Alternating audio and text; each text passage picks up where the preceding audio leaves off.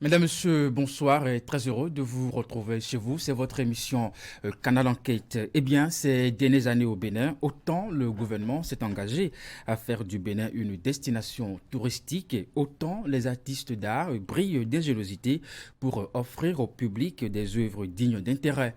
L'exposition des trésors royaux, dans son volet contemporain, en est une illustration parfaite. Des jeunes artistes se révèlent à l'image donc de Senami Donou Massou, artiste visuelle et puis illustratrice également, et bien d'autres artistes, mais surtout des artistes graffeurs. Nous parlerons du graffiti, dont le rêve est de transformer les murs de Cotonou en un musée à ciel ouvert. Depuis quelques années, il s'emploie à atteindre cet objectif en multipliant des éditions de festivals Effet-Graft. La huitième édition de cet événement s'est déroulée sur la clôture du port autonome de Cotonou du 11 avril au 12 mai dernier. Dans ce numéro inédit de Canal Enquête, nous vous proposons un billet retour sur les coulisses de la réalisation de ce chef-d'œuvre qui porte l'ambition d'être le plus long mur graffé au monde. Tourisme au Bénin, un musée à ciel ouvert à Cotonou, c'est dans ce grand reportage de Canal Enquête. Faire des murs de Cotonou une attraction touristique, c'est précisément l'objectif de ces jeunes artistes graffeurs. L'an dernier, après avoir battu le record du plus long mur de graffiti en Afrique, avec la clôture de l'ancienne Compagnie des Rails du Bénin, longue de 940 mètres, ces architectes de musées à ciel ouvert se lancent un autre défi cette année. Dans ce numéro de Canal Enquête, nous nous sommes embarqués avec eux dans cette nouvelle aventure pleine de difficultés, d'incertitudes, parfois de renoncement, mais surtout de détermination et de courage. Car choisi de graffer la clôture du port autonome de Cotonou reste une idée de folie. Et c'est pourtant ce qu'ils ont réussi à faire. Alors, comment ont-ils réussi à mener à bien ce projet ? À surmonter les difficultés, ont-ils reçu de l'aide ? De qui et pourquoi ?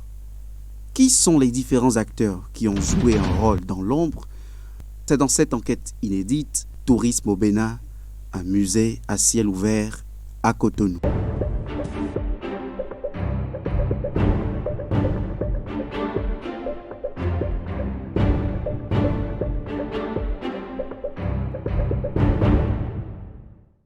C'est autour d'un festival qu'ils ont décidé de donner sens à leur passion. Créé en 2013, le festival Effet-Graft est une manifestation culturelle d'art visuel qui a lieu chaque année dans les villes du Bénin.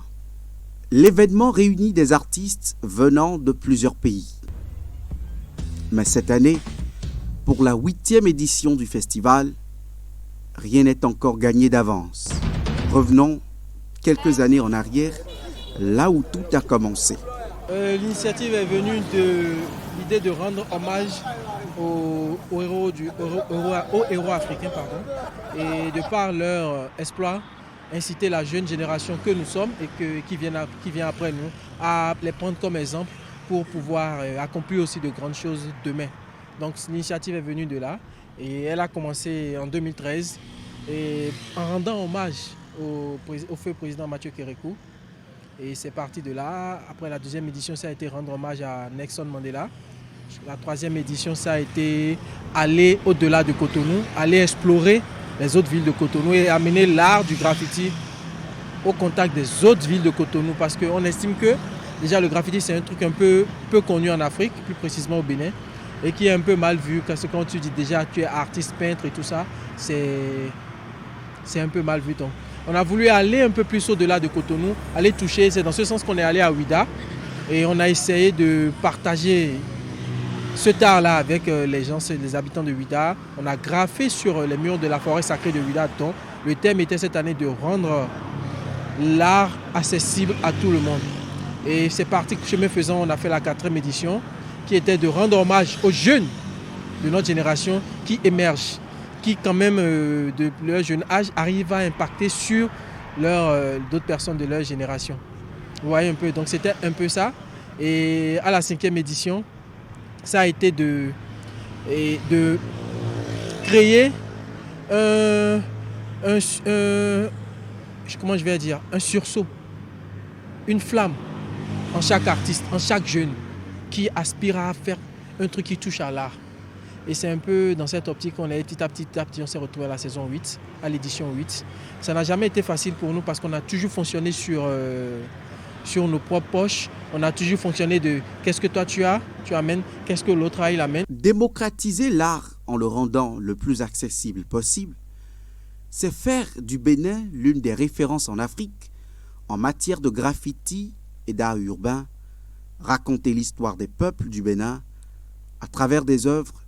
Ce sont là les raisons qui motivent ces jeunes artistes graffeurs.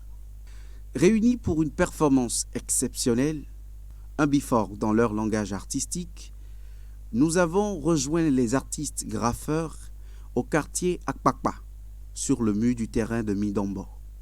Dans une ambiance conviviale, le talent s'exprime aisément sur des thématiques variées, avec des fresques qui sortent parfois de l'ordinaire. Je nomine déjà ce chemin-là le plus méchant chauffeur tricycle. Parce que vous allez voir là, la vivacité, son dévouement, la passion qu'il a pour son travail, tout ça, ça se ressent déjà au niveau des couleurs, au niveau de son attitude, de son acte. Voilà un peu. Je me suis inspiré de ça sans avoir fait une maquette. Et c'est quand je suis arrivé ici, parce que hier on m'a posé la question, qu'est-ce que je devais faire déjà? Je leur ai dit que je ne savais pas. Je ne savais pas quel thème il faut prendre. Donc en sillonnant la rue, en promenant mes yeux sur le pavé, j'ai vu 2-3 tissus qui sont passés. Je me suis dit, bon, ça fait déjà quelque chose, un thème que je peux utiliser déjà sur le mur. Là derrière, ceci c'est un jam, d'accord, pour annoncer le festival Effet Graph. Un festival au cours duquel vous nous voyez généralement nous exprimer sur les murs. Le dernier en date, on a le mur du patrimoine. Et c'est toujours dans la même dynamique, avec cette fois-ci un peu une thématique axée sur le futur. Nous, notre vision du futur, le demain, le nouveau Bénin, comment est-ce qu'on le voit. Et moi, j'ai laissé mon rêve. Il faut qu'il nous dépasse, il faut que ça sorte de l'entendement pour qu'on commence à briser les barrières mentales. C'est un peu mon rôle, c'est un peu le rôle d'un artiste. Et c'est là. Vous allez voir que pour moi, le cosmonaute, l'astronaute, il doit pas forcément se retrouver sur le standard actuel. On a de quoi, si on se base vraiment sur ce que nos ancêtres ont laissé, on a de quoi aller sur la Lune sans fusée. Alors, derrière ce schéma, oui. Ce qu'on peut comprendre, c'est le Bénin, un cosmonaute, c'est-à-dire un astronaute béninois sur la Lune. Un peu pour me projeter, me dire, moi je crois fermement qu'on peut se retrouver là un jour. Si on se base sur nos racines, et là je parle de la nature, la force de la nature. Sur ce mur, des artistes graffeurs béninois, mais également étrangers. C'est une longue expérience avec le Bénin et la scène graffiti béninoise. Ça fait maintenant, la première fois c'était en 2015. Je suis venu, je pense, à la 2e édition de l'Effet Graph. Ils m'ont réinvité à la 3e édition et puis après j'ai pas pu venir parce que j'avais d'autres obligations, mais ça fait toujours plaisir de venir au Bénin, de revoir mes amis graffeurs et de partager cette même passion qu'est le graffiti. Ces graffeurs au Bénin et partout en Afrique, parce que j'ai voyagé dans beaucoup de pays africains, sont tout aussi talentueux qu'en Europe, c'est juste le matériel qui manque.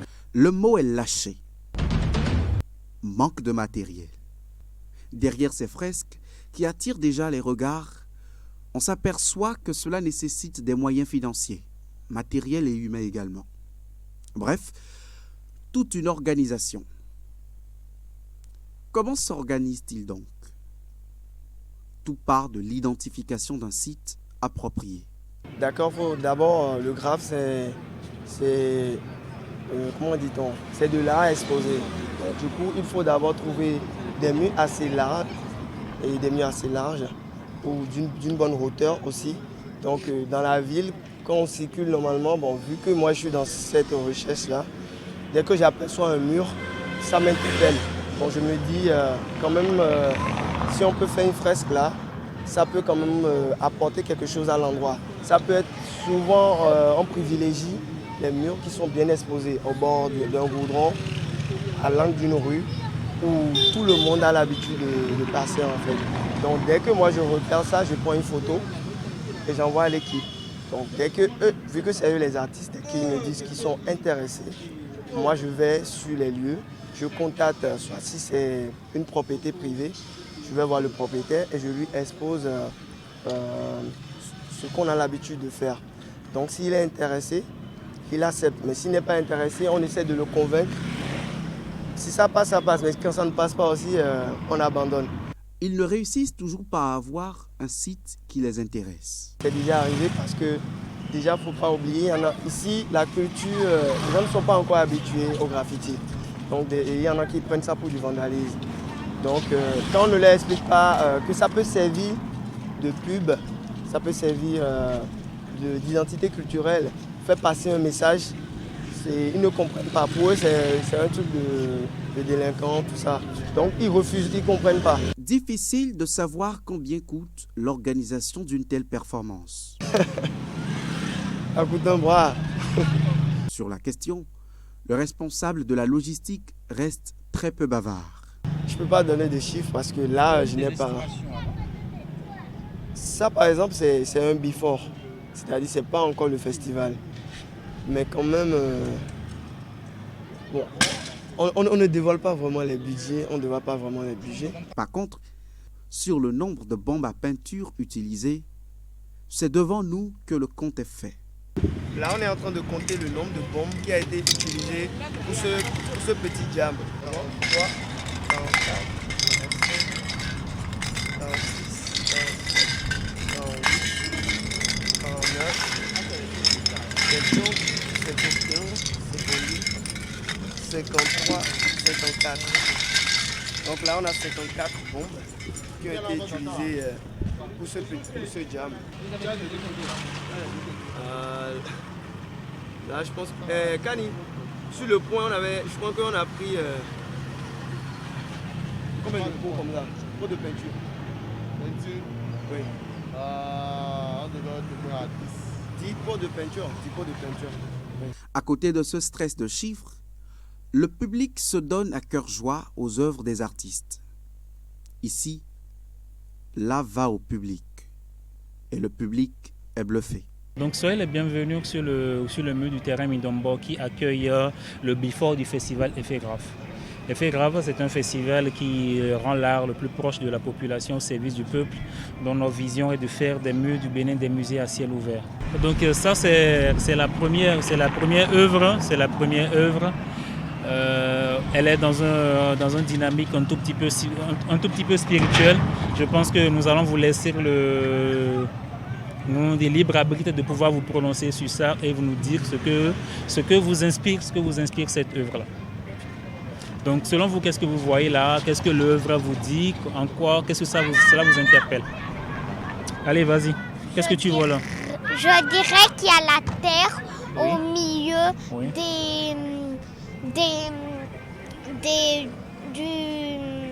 du truc de Saturne et il montre l'Afrique et le Bénin dedans, sur la tête. Bravo, top là. Super. Et toi, qu'est-ce que tu as vu? Moi, je vois la Terre et je vois les cerceaux de Saturne. Et puis au milieu, je vois la Terre. C'est vrai, l'anneau de Saturne, ça fait aussi un peu penser au, je ne sais pas comment on dit en français, par rapport à la chrétienté, l'auréole, oui, l'auréole. Donc l'auréole qu'on espère qui protégera la Terre dans ces temps un peu difficiles, je dis, où il y a un peu des multiples problèmes assez sérieux sur cette Terre, avec une Afrique qui enfin est au centre, qui enfin reçoit une place qu'elle mérite, avec le Bénin, même si le Bénin est un petit pays sur le continent, il ressort tout grand là. Donc peut-être c'est aussi en conformité avec les aspirations du pays. L'artiste alors, est-ce que c'est proche de ce que tu as voulu passer comme message? Une œuvre, elle est subjective d'explication. Ce que vous avez dit, ça cadre avec l'esprit, la thématique dans laquelle je voulais rentrer. Je voulais rentrer en réalisant cette œuvre. Toutefois, vous avez abordé d'autres sujets qui m'ont titillé l'esprit et qui me permettent de mieux appréhender la chose. Faire des murs de Cotonou une attraction touristique, c'est précisément l'objectif de ces jeunes artistes graffeurs. L'an dernier, après avoir battu le record du plus long mur de graffiti en Afrique, avec la clôture de l'ancienne compagnie des rails du Bénin, longue de 940 mètres, ces architectes de musées à ciel ouvert se lancent un autre défi cette année. Réaliser la plus grande fresque murale sur le mur du port autonome de Cotonou, mais comme assez souvent, ils sont confrontés à un problème de ressources. Parce qu'on n'a pas de moyens. On a une association, certes, mais une association vit de quoi? De dons, de mécènes et tout ça. Mais au jour d'aujourd'hui, c'est maintenant l'association en train de grandir. Et voilà. Mais on n'a pas de personne, un comptable à payer et tout ça. On a toujours la chance. Et c'est par l'art. C'est toutes les personnes qui aiment l'art qui se rapprochent. Et on se retrouve à dire, ah tiens, moi je suis comptable. Ah tiens, moi je suis ci. Ah tiens, moi je suis responsable des ressources humaines comme emploi et tout ça. Et c'est tout ça là qui crée en fait l'âme du festival. À quelques semaines de la date retenue, pour l'édition de cette année, règne une ambiance de soufre. C'est alors que tout va se jouer sur un détail. Le succès qu'ils avaient enregistré lors de la précédente édition. L'année dernière, quand on a fini le festival, ça a tellement fait de bruit qu'il y a eu des passages des autorités et tout ça pour nous encourager et tout. Et pendant qu'ils passaient, nous, vous savez, quand on a une opportunité pour discuter avec les membres des autorités et tout ça, on veut, parce qu'on sait qu'ils ne sont pas saisissables. On ne peut pas les saisir comme ça. Donc, quand on a une occasion de les saisir, on leur dit en même temps, voilà. Et nous, on veut ça. Donc, c'est dans ce sens où je me rappelle, on avait eu la chance de recevoir la visite du ministre Omeki, on a fait tout le mur. C'est pas juste tout le mur. Il a fait tout le mur avec nous. On a discuté de long en large. Et c'est dans les discussions qu'on lui a dit qu'on aimerait bien avoir ce mur-là pour les éditions prochaines. Quand on lui a dit, il a fait « Ah !» Qui ne sait pas, mais il verra. À la suite du ministre des Sports, un autre soutien inattendu viendra jouer un rôle décisif. Et c'est après, dans toutes les négociations et tout, qu'on a eu la chance de rencontrer la première dame qui nous... Alors, comment cette chance est venue? On parle quand même de la première dame de la République. Je suis autorisé à dire ça. C'est la fondation qui accompagne l'événement cette année. Ce n'est pas la première dame, on va pas non pas la première dame, mais c'est plus la fondation qui accompagne. Parce qu'au-delà du festival de graffiti, on fait aussi des activités avec les orphelins, avec les foyers sociaux. Et la fondation est un peu, ça cadre un peu avec les activités de la fondation. Ce qu'on peut dire en fait, la première dame, elle a vu le mur. Elle est passée voir sans qu'on soit là. Et elle a cherché à nous rencontrer pour nous féliciter. Et elle nous a félicité pour ce qu'on a fait jusque-là. Et elle avait émis le souhait en fait qu'on pense à revenir sur le mur du patrimoine pour qu'il soit encore plus vivant parce que le gouvernement actuel est dans l'excellence. Vous voyez un peu. Et cela vous avez motivé un peu? Oui, parce que attirer l'attention d'une première dame de la République. C'est le Graal, on va dire. C'est que vous êtes assez sérieux et qu'ils ont remarqué que vous êtes assez sérieux dans ce que vous faites. Vous êtes assez engagé pour avoir un œil sur vous. Vous voyez? Et c'est en discussion avec les autorités et les membres du gouvernement qu'on leur a dit qu'on voudrait bien travailler sur ce mur-là. Nous, c'est en pleine séance que la première dame nous a dit, bon, initialement vous avez demandé comment vous pouvez avoir accès à ce mur pour travailler et tout ça. Et il faut vraiment remercier cette dame parce que c'est grâce à elle et grâce au ministre Omeki et grâce à beaucoup d'autres personnes derrière, dont le ministre de la Culture aussi, qu'on en est là parce que c'est eux qui ont vraiment voulu que ce projet naisse cette année, que ce projet s'organise cette année. Progressivement, tout se met en place. Le ministre de la Culture et du Tourisme apportera sa touche à travers la Galerie nationale du Bénin. La Galerie nationale, créée depuis 2020, œuvre à la promotion des arts visuels sous toutes leurs formes et s'attache pour cela à révéler les artistes, à révéler cette richesse artistique, à révéler ses talents et promouvoir toutes ces initiatives, toutes ces expositions, ces festivals. Avec cette évolution des choses, le ciel est dégagé. Le festival aura bel et bien lieu sur la clôture du port autonome de Cotonou. Et là, le matériel, je pense qu'il est arrivé, donc on va voir la différence directement sur le futur grand mur le long du port. Avec l'appui et l'accompagnement devenus consistants, et rien donc n'est fait au hasard. On a fait une sélection et une resélection. C'est pour dire qu'on a été très pointueux sur le choix des artistes. On a été très pointueux sur le choix des artistes. On a été très pointueux sur le choix des maquettes. On a eu la chance, je dis bien on a eu la chance d'avoir comme parrain artistique M. Julien Sizogan, qui n'est autre que un des baobabs de l'art béninois. Et c'est pour dire que ce qu'on va faire sur ce mur de 660 mètres, ça va graver et ça va rester dans les esprits pour longtemps. 660 mètres 660 mètres. Je pense que ça fait 2 km. On va faire 660 mètres cette année, l'année prochaine, terminé. Parce qu'on ne peut pas faire 2 km 15 en une année, c'est impossible. Du point de vue ressources humaines et tout ça, c'est impossible. On va d'abord faire 660 mètres et après l'année prochaine, attaquer le reste du mur. Les artistes ont été choisis, franchement. Les artistes ont été choisis sur une base de critères assez solides, assez pointueux. Et des maquettes qui ont été refusées, des maquettes qui ont été revues. Ça a été un travail de près de 6 mois de travail. Cette date exactement, on sait qui va dessiner, quoi il va dessiner et comment il va dessiner. Et de quoi il a besoin exactement pour faire ce dessin. Et à quelle partie il est situé. Parce qu'on a fait une projection, on a essayé d'ordonner les œuvres pour qu'il y ait une harmonie. On a l'habitude de dire, c'est une œuvre, parce qu'on travaille aussi avec la Galerie nationale et déjà, gros merci à la directrice de la Galerie nationale pour le travail qu'elle est en train de faire. C'est vrai qu'on est difficile un peu à vivre, mais quand même, on arrive à vraiment trouver la chimie qu'il faut pour que ce projet soit grand. Comme elle dit souvent, c'est 26 artistes, mais c'est une œuvre. À la fin, on doit voir une œuvre et non 26 œuvres. Ouais, un peu, c'est pour dire que ça a été trié et ça a été mis en harmonie pour que ça soit parfait. La suite, nous la connaissons. Le festival Effet Graft, 8e édition, a tenu ses promesses du 11 avril au 12 mai avec des artistes graffeurs béninois et ceux venus de l'étranger.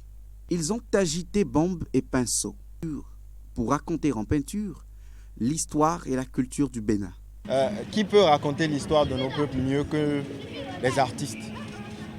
Et c'est dans cette dynamique-là que nous sommes. Nous sommes des artistes au service. Nous mettons notre art au service du peuple. Donc, tout à fait, on se retrouve totalement et on va jouer notre rôle. Soutenu par la Fondation Claudine Talon, la Première Dame et le ministère de la Culture, ce mur met également en avant les récentes réalisations entreprises.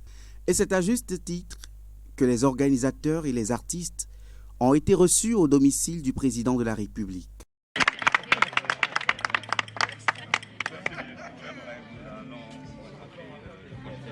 La clôture du port autonome de Cotonou offre aujourd'hui une belle vue avec de belles représentations. C'est un véritable musée à ciel ouvert qui se laisse découvrir gratuitement. À quelques mètres du port se dresse également une autre œuvre splendide, la statue de l'Amazone. Voilà donc notre grand reportage sur ce sujet tourisme au Bénin, un musée à ciel ouvert à Cotonou. Avec mes invités, nous allons donc évoluer dans cette émission. J'ai justement sur ce plateau Lorenson Dirouessi. Vous êtes le président de l'association ASART, qui est donc l'association qui a initié donc le festival Effet Graft depuis bientôt 8 ans, c'est bien ça. Mais avant tout, vous êtes aussi un artiste graffeur. Tout à fait. Merci vraiment d'être avec nous sur ce plateau. Et puis jusqu'à côté de vous, j'ai justement la seule femme du plateau, Senami Donou-Massou, artiste visuelle, illustratrice également. La bonne information est qu'actuellement, vos œuvres sont en exposition jusqu'au 14 août. L'exposition est dénommée Rogbe, c'est bien ça. Tout Elle à se fait. déroule où?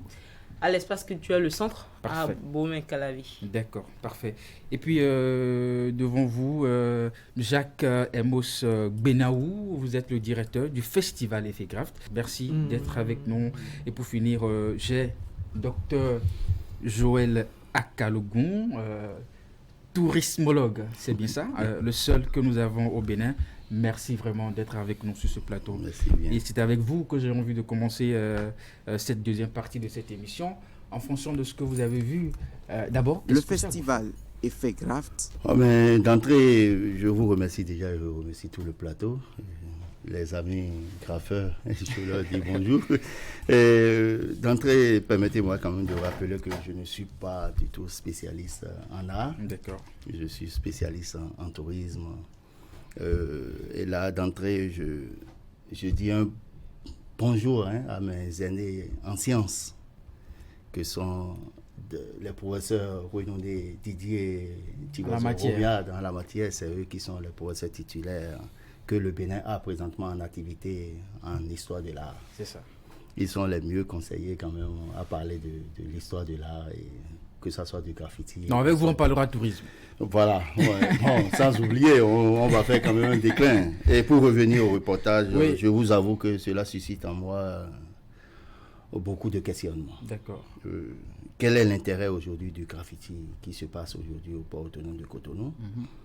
Je me demande si l'inspirationnisme qui relève de l'idéologie de la science de l'art est-il vraiment appliqué à travers ce que j'ai vu, à travers le reportage. Aussi, je me suis posé la question, quel est le fondement de ce qui est en train d'être fait là, le fondement paradigmatique que relève ce graffiti que je suis en train de voir pour le port autonome de Cotonou. Et enfin, quelle est sa véritable contribution? D'accord. En tout cas, nous avons noté vos questions. Mais ma question à moi, alors le concept musée à ciel ouvert, et selon vous, comment trouvez-vous ce concept? Non, vous savez, aujourd'hui, avec l'évolution de la science, les gens ne s'intéressent plus tellement à la valorisation du musée. Le concept muséal est en train d'être revu de manière différente par rapport à tout ce que nous constatons sur le terrain.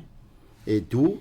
Comme quoi, aujourd'hui, on n'a plus forcément besoin d'aller dans un endroit, rentrer dans une salle. Tout à fait. Et c'est là où je dis merci, et un grand merci à nos vaillants graffeurs de nous révéler l'histoire de notre pays et à travers ce qu'ils font à partir du graffiti.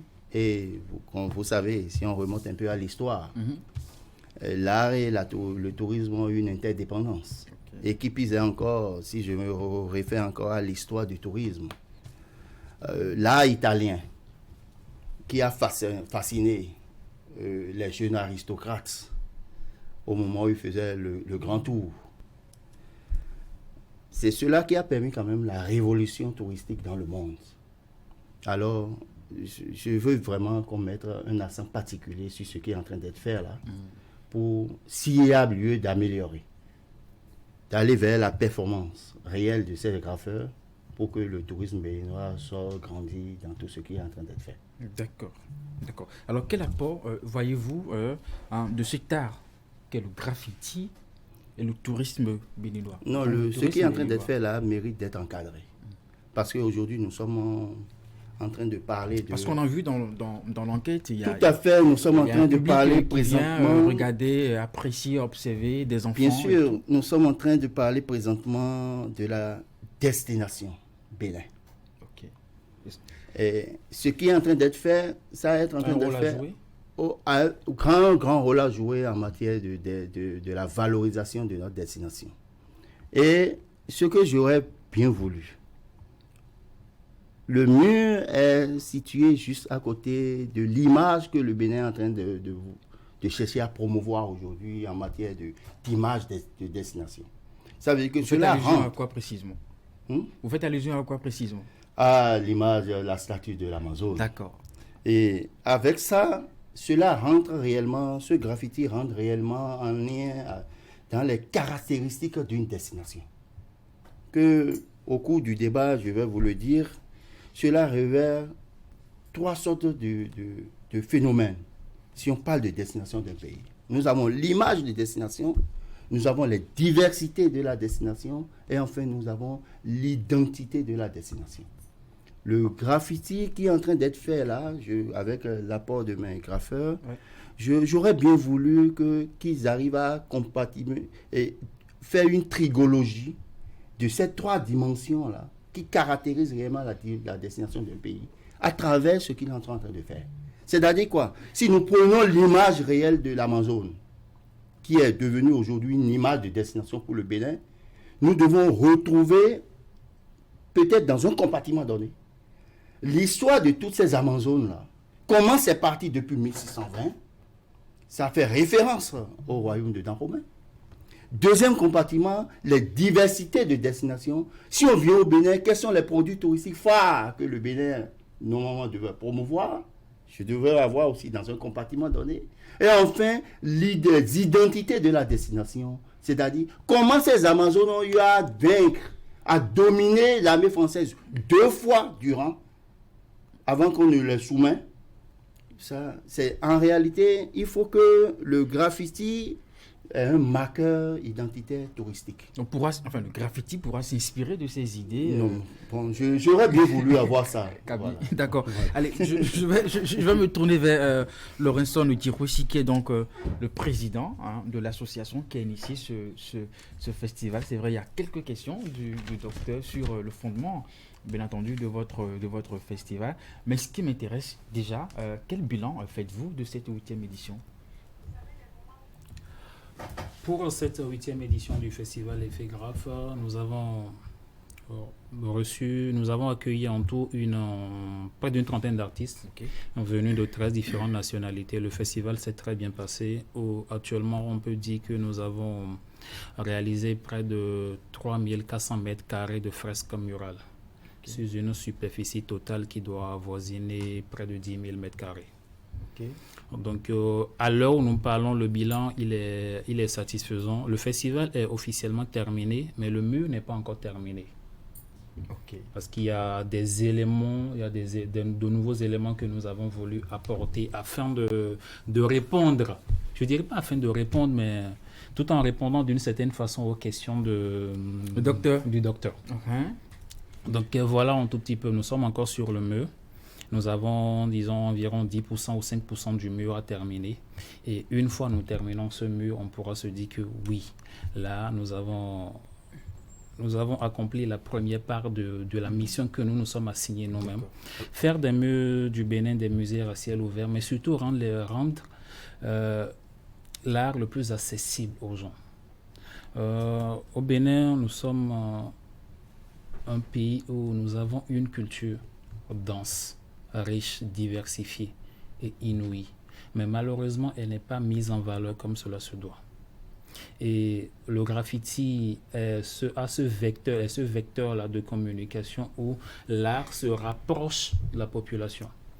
Où vous passez par là, que vous le voulez ou pas, ça va vous scotcher, vous allez vouloir regarder, ça va attirer votre attention. Donc le bilan, pour revenir, il est satisfaisant. D'accord. Nous avons réalisé des fresques qui sortent de l'ordinaire. Parlez-nous un peu des aussi bien en matière de la qualité qu'en quantité et qu'en production. Donc le thème de cette 8e édition, c'était le nouveau Bénin.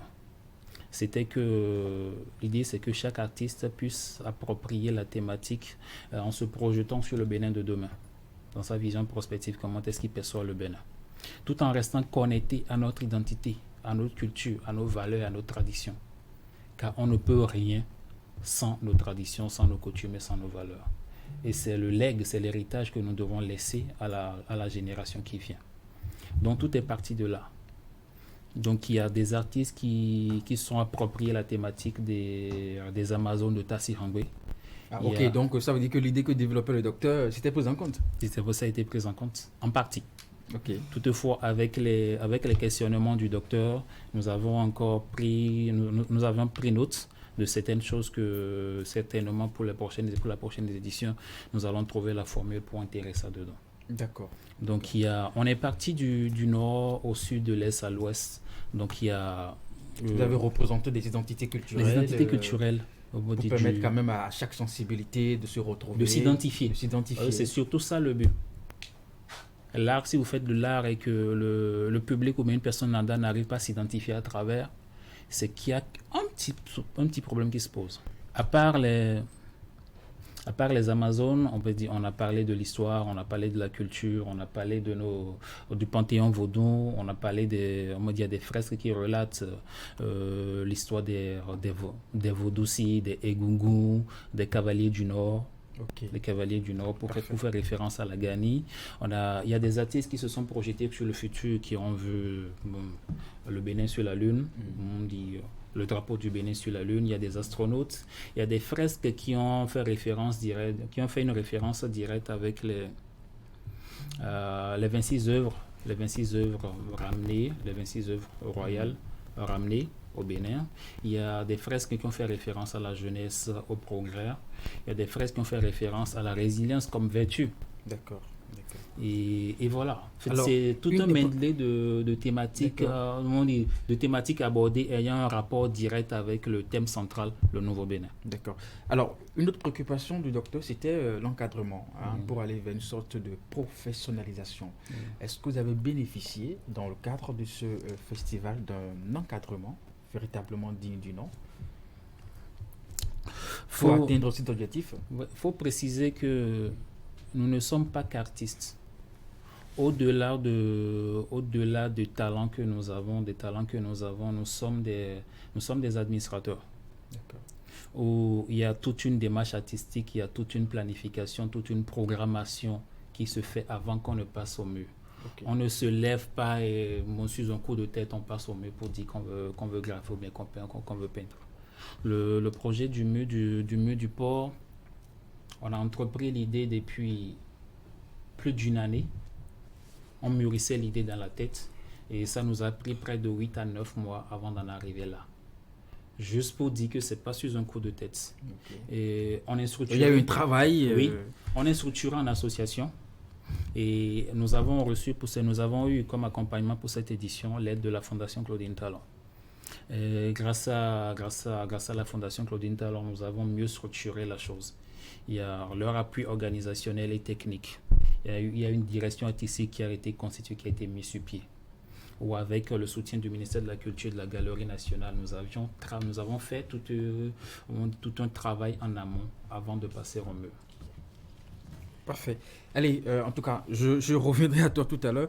Jacques Mbos Benaou, vous êtes le directeur du festival, n'est-ce pas? Alors, dites-nous, la prochaine étape sur ce mur du port de Cotonou, ce sera quoi? Déjà, bonjour. Et la prochaine étape sur le mur, ce sera d'accomplir l'objectif qu'on s'est fixé, c'est-à-dire d'atteindre les 1300 km en battant le record, en faisant un record mondial de la fresque, d'une fresque murale, la fresque murale la plus longue du monde. Et on va continuer dans cette lancée, peut-être pas avec le même thème, parce que chaque édition avec un thème qu'on essaie de s'approprier. C'est ça l'objectif. Je reviens un peu en arrière. Oui. C'est réaliser la plus grande fresque murale au monde. Oui, et donc, ce qui pourra donc identifier le Bénin à l'échelle mondiale. Docteur, par rapport à votre préoccupation, ça reste une identité. Si on s'interroge où est-ce qu'on peut trouver la plus grande fresque murale au monde, on dira que c'est le Bénin. Oui. Déjà qu'on a la troisième plus longue du monde. Déjà, oui. Voilà. Et ça, ce record, c'était l'année passée. Oui. Sur le mur du patrimoine. Oui. Parfait. Continue. Docteur Souris, allez, vas-y, continue Jacques. Donc, je disais que l'année prochaine, on va continuer avec le reste du mur. Okay. Si vous passez actuellement sur le musée, voit qu'il y a toujours un travail qui est en train d'être fait. L'entreprise qui est chargée de mettre le mur à plat, elle est toujours en train de travailler pour que l'année prochaine, on soit vraiment dans les temps, pour que le festival puisse bien se dérouler. Et on va continuer avec cette énergie qu'on a amenée cette année sur cette partie du mur-là. Et encore plus avec l'aide de nos partenaires qu'on a actuellement. Et je crois qu'avec ça, on ne peut que réussir. Donc voilà un peu les objectifs de l'année prochaine. Faire plus, parce qu'à chaque édition, on veut toujours faire plus, atteindre plus d'objectifs. Et voilà, et marquer plus les esprits. D'accord, merci. Alors, Senami, je suis à vous à présent. Senami Dolomassou, vous êtes artiste visuelle et illustratrice également. Et comme je le disais à l'entame de cette émission, la bonne information est qu'actuellement vos œuvres sont en exposition. Parlez-nous un peu de vos œuvres. Nous parlons d'art. Oui. Voilà. J'aime bien cette transition entre les graffeurs et puis une artiste visuelle, voilà, qui reste aussi dans la dynamique de faire la promotion de nos valeurs. Docteur, on est là. Tout à fait, Parfait. je vous suis. Allez, tout ça fait partie de l'art contemporain. C'est ça. Donc, je précise aussi que l'exposition qui se déroule du côté du Palais de la Marina, vos œuvres également sont là. Oui, tout à fait. J'expose aussi dans l'exposition diptyque qui est actuellement au niveau de la présidence. Mais comment vous êtes retrouvé là-bas? Comment vos œuvres se sont retrouvées là? Parce que j'imagine ça n'a pas été facile. Par le feu du travail. Oui. Justement, Lorenson l'a dit, c'est pas le feu du travail parce que j'ai été contacté par la Galerie nationale qui est venue dans mon atelier, qui a vu des œuvres, qui en a fait une sélection. Donc, je sais que pour en arriver à l'exposition diptyque, ça a été sur plusieurs mois. Il y a eu Avec la régie, nous verrons quelques-unes de vos œuvres en arrière-plan. Continuez par parler. D'accord, donc ça a été plusieurs mois. Donc, ils sont venus en atelier, ils ont vu des œuvres qu'ils ont sélectionnées et il y a eu des commissions qui ont été mises en place pour pouvoir faire des sélections. Donc, voilà un peu. Je dirais que c'est purement le travail qui a fait que je me retrouve dans cette exposition diptyque. Ça, c'est l'affiche de votre exposition? Oui, ça, là, c'est l'affiche de mon exposition monographique solo au centre, actuellement, à l'espace culturel du centre, qui est à Bomé-Calavi. Donc, j'expose depuis le 14 juin, le 17 juin passé. Donc, l'exposition se dénomme Hogbe et porte sur la mémoire des langues. La mémoire des langues, nos langues, surtout nos langues de tradition orale. J'ai l'habitude de dire que nos langues contiennent nos mémoires, elles sont les clés d'ouverture de nos traditions. Et par la parole, elles nous ouvrent l'univers d'un monde passé où nous retrouvons nos origines. Donc, à travers cette exposition-là, j'ai vraiment voulu développer un peu plus, en cas fouiller et un peu plus présenter le patrimoine immatériel qui se retrouve dans nos langues et surtout le cas du Fongbe. Donc, j'ai pris le Fongbe et j'ai essayé de fouiller un peu pour voir la littérature orale qu'on retrouve dans le Fongbe. Et j'ai pu dégager un certain nombre de corpus. Déjà, les panégyriques, que nous savons tous, qui quand même ont un rôle très très important dans la culture. Ce sont des paroles laudatives qui sont dites je ne vais pas dire à toutes les occasions, mais franchement tout le temps. Et qui représentent en même temps une identité personnelle, mais surtout collective. Donc j'ai voulu mettre l'accent sur les panégyriques qui, aujourd'hui, quoi qu'on dise, progressivement disparaissent un peu de nos pratiques. Donc, après les panégyriques, il y a une partie de la littérature du Fa que j'ai voulu développer à travers ces allégories qui, quand même, sont aussi utilisées dans le parler du Fongbe. Donc, il y a les proverbes, les lots aussi que j'ai développés. Vous pouvez partager avec nous quelques éléments, hein? Pas pour nous embrouiller. Quelques éléments comme? Oui, allez-y, en langue. En langue? Ouais. En ce qui concerne les proverbes, par exemple, il y a un proverbe que j'ai développé, qu'on connaît tous. Traduction, c'est ce que tu sèmes que tu récoltes. Même si ça me dépasse, je peux compter sur le docteur, il est à côté. Voilà. Okay, il y en a et ça, sa traduction, c'est... c'est ce que tu sèmes que tu récoltes. Ok, d'accord. Il y en a un autre où on dit « Robert Signo ». Bon, ça, à rien doit doji.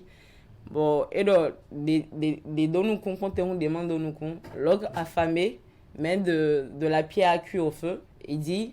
Dans cette vie, il vaut mieux espérer quelque chose que de ne rien espérer. En quelque sorte, l'espoir fait vivre. Mais comment vous arrivez à trouver ces éléments? Vous rencontrez des sages, des personnes âgées dans nos villages? Comment ça se fait?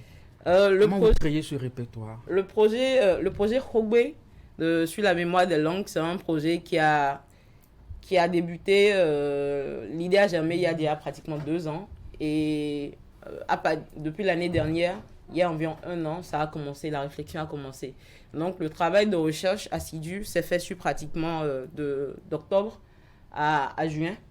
Donc, je suis allée sur le terrain, je suis allée à Bomé, je suis allée à Ouida, à Porto-Novo, j'ai rencontré des gens, j'ai discuté, j'ai beaucoup lu, j'ai beaucoup fouillé, en tout cas, j'ai beaucoup cherché. Donc, sur Internet, sur le terrain, et c'est ce qui m'a permis d'avoir l'exposition qui est actuellement présentée, que j'ai vraiment voulu une exposition pour rappeler à tout un chacun que notre identité, c'est à nous d'en faire la promotion et il faut en être fier. Et c'est aussi dans l'oralité. Et c'est aussi dans l'oralité et c'est surtout dans l'oralité. Parce que les systèmes de pensée de nos sociétés se retrouvent dans nos langues. Parce que nous avons des intraduisibles. Nous avons des expressions qui ne peuvent pas être traduites en français. Et surtout la manière de réfléchir, la structure de la société, tout ça se retrouve dans la langue. Et aujourd'hui, nous sommes dans la modernité. Et le fait de parler le français, c'est clair que ça déteint sur nos habitudes. Mais n'oublions pas ce que nous sommes. Ce que nous sommes aujourd'hui, nous sommes en quelque sorte une dualité. Il ne faut pas qu'on oublie d'où on vient. Et pour ça, il faut qu'on se réapproprie nos langues. Aller vers les origines, à la base. Et ça se trouve justement dans cette littérature qui est en train de se perdre progressivement. Alors, si avec nos amis graffeurs, nous avons des musées à ciel ouvert, avec vous, nous aurons un musée de langue, c'est bien ça? Oui, en tout cas, on peut écouter. Oui, justement. Je pense qu'au niveau de l'exposition, il y a des supports audio. Oui, voilà. L'exposition, il y a la série, je présente une série, la série sur les panégyriques qui est constituée de 12 photogrammes. C'est une technique photographique que je développe. La série sur les proverbes est constituée de 7 proverbes que j'ai présentés sur la littérature du Fa, sur les 16 signes du Fa. Et il y a une installation qui est sur le renouveau, le conte, et une autre sur la notion de la prière en langue auprès des ancêtres. Donc j'ai voulu rapidement, à travers l'exposition, un peu brasser, en cas brosser ce qu'il y a au niveau du patrimoine immatériel. Alors, je nous pose la question, c'est bien de développer tout ça, mais vous avez précisément encore besoin de quoi? Que ce soit du côté des graffeurs, mais également à ton niveau. C'est vrai, le gouvernement s'engage à développer des infrastructures touristiques et puis tout ça. Est-ce que vous avez encore des besoins? Je dirais que les besoins se situent à peu près à 2 niveaux. Au niveau des artistes, en amont, en tout cas dans la réalisation, dans le travail, nous avons surtout besoin de matériel. Parce que, il faut le dire, le matériel de qualité, on le retrouve à l'extérieur. Et ce n'est pas toujours accessible. Déjà, pour le faire venir, il faut trouver quelqu'un qui est à l'extérieur pour t'aider à commander. Faire venir cela. Donc, ça nous revient finalement très cher quand ça revient.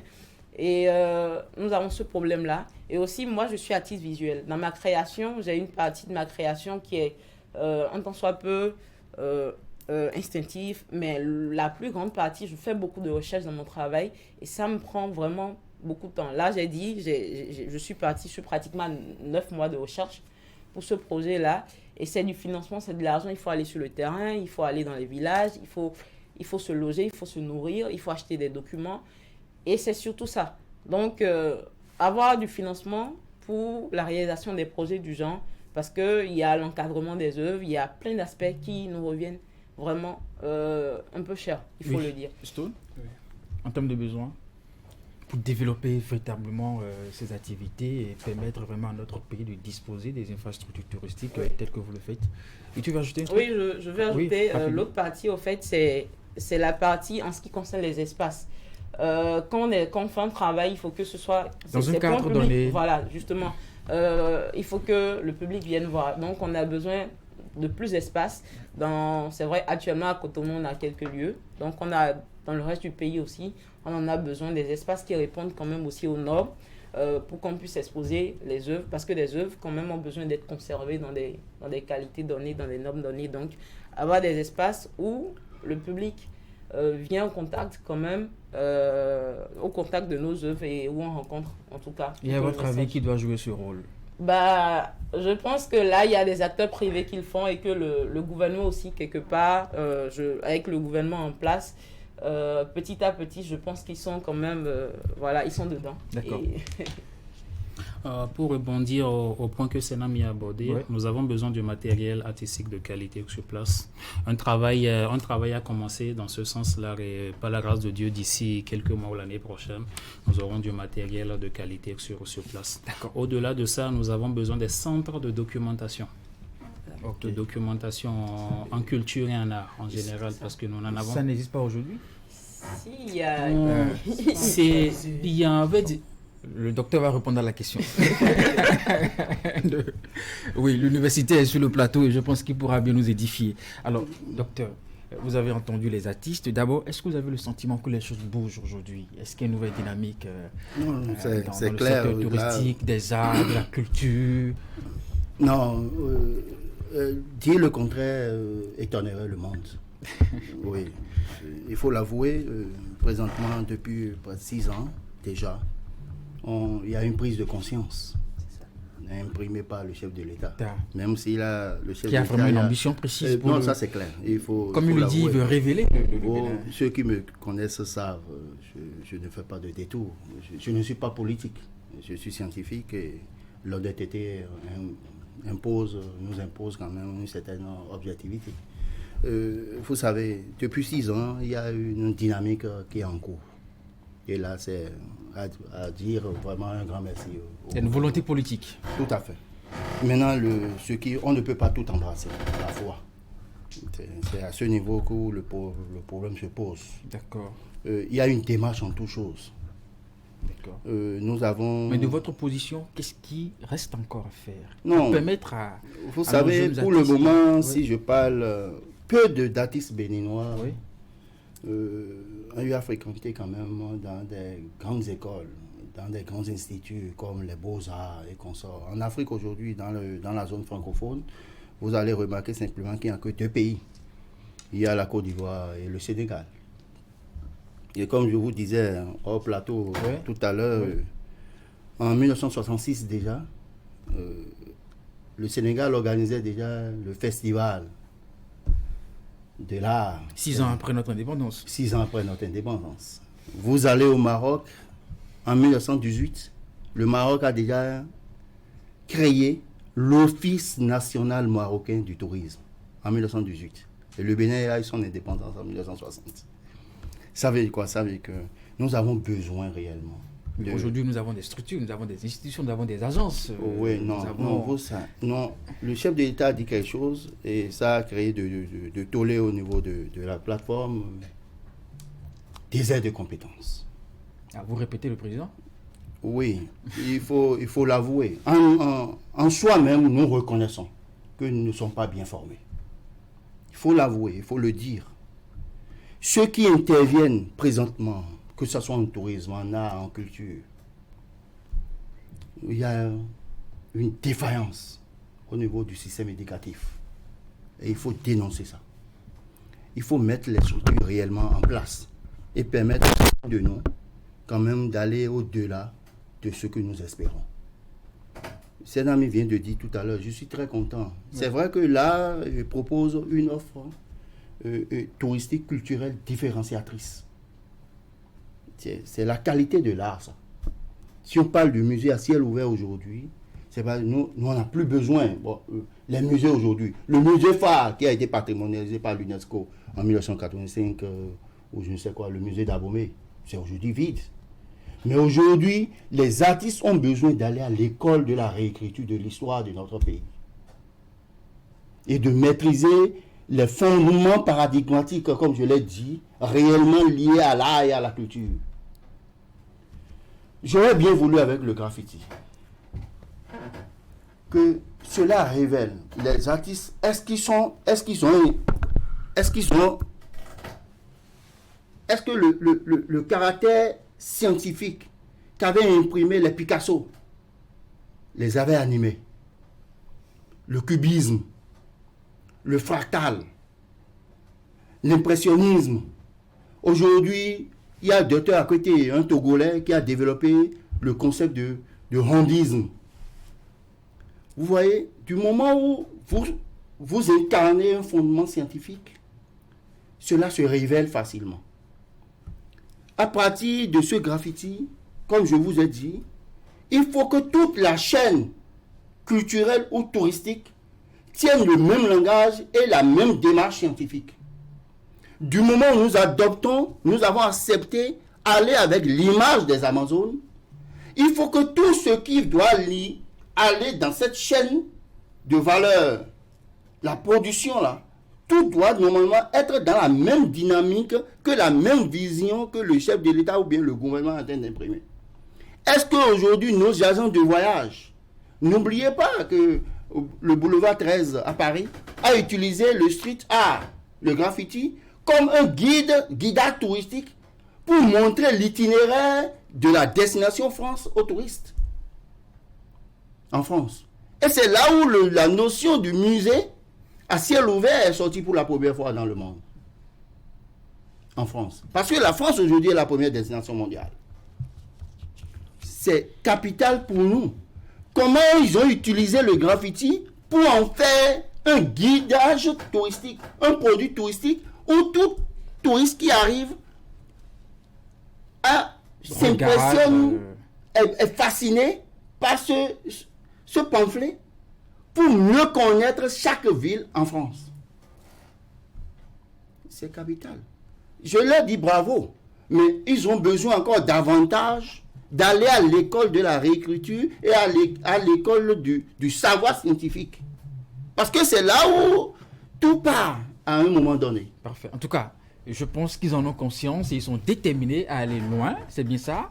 Il faut rassurer le docteur. Docteur, soyez rassurés, voilà. nous en sommes conscients. Et au-delà du travail artistique qu'il y a à faire sur le mur, il y a tout un travail scientifique que nous entreprenons. Des raisons pour lesquelles d'ici là, nous allons tous nous faire former, que ce soit aussi bien le directeur Jacques Emos que moi. Nous serons obligés d'aller à la rencontre d'autres scientifiques, d'autres connaisseurs en la matière pour apprendre, pour nous aguerrir et ramener plus. Parce qu'au-delà des œuvres que nous avons réalisées, il est prévu une exploitation des œuvres. Il est prévu de la documentation. Il est prévu tout un circuit touristique, tout un itinéraire. Il est prévu des prospectus, des catalogues à mettre à disposition au secteur touristique que vous représentez, et afin que les différents instituts ou les différents organes qui interviennent en symbiose ou en commun accord avec nous puissent avoir la réelle information. Parfait. Et la partager et la transmettre. Parfait. Allez, on va faire un dernier tour de table pour votre mot de fin, Senami, rapidement. J'invite toute la population de Cotonou environ à faire un tour et à passer voir votre exposition. Voilà, donc c'est aussi simple que ça. Et surtout que chacun reprenne connaissance avec sa culture et se réapproprie progressivement sa culture. Parfait. Voilà. Monsieur Jacques. Pour rebondir rapidement. Senami, je tiens à préciser que Senami fait partie de l'une des rares artistes contemporaines du Bénin aujourd'hui qui fait un travail de recherche. Une grande documentation derrière son travail et qui a aussi une particularité. Son style sort complètement de l'ordinaire.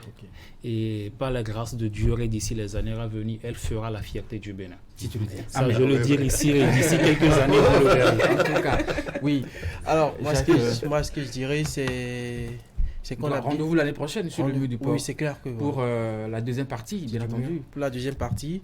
Et tout ce que Monsieur le docteur a dit, nous l'avons bien reçu et nous sommes très très ouverts à tous les apports que nous pouvons utiliser pour faire mieux, parce que l'objectif c'est toujours de faire mieux, de relever des défis, de révéler le talent que nous avons, le talent que les jeunes artistes béninois ont. Et pour pouvoir y arriver, il faut déjà être réceptif.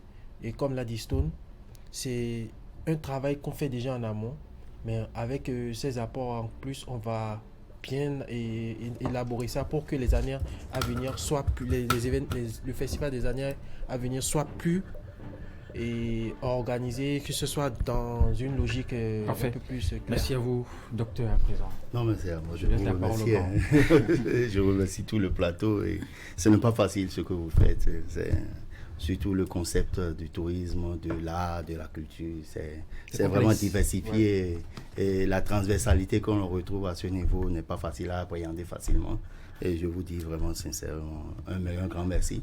Et en collaboration avec des amis sur ce plateau, on va quand même former un bloc pour mieux vendre la destination. Merci Bénin. beaucoup. Alors, j'étais avec donc dans cette émission, madame, monsieur, avec monsieur Lorenzo Nodiro ici. Vous êtes le président de l'association ASAD, qui est l'association qui a initié le festival Effet Craft. Et puis jusqu'à côté de vous, Senami Donoumassou, artiste visuel, illustratrice également. On le rappelle, vous êtes en exposition. Merci aussi d'être venu. Et puis Jacques Mos Benaou, vous êtes le directeur du festival Effet Craft. Mesdames, messieurs, c'est la fin de cette émission. Merci de l'avoir suivi et puis à très bientôt.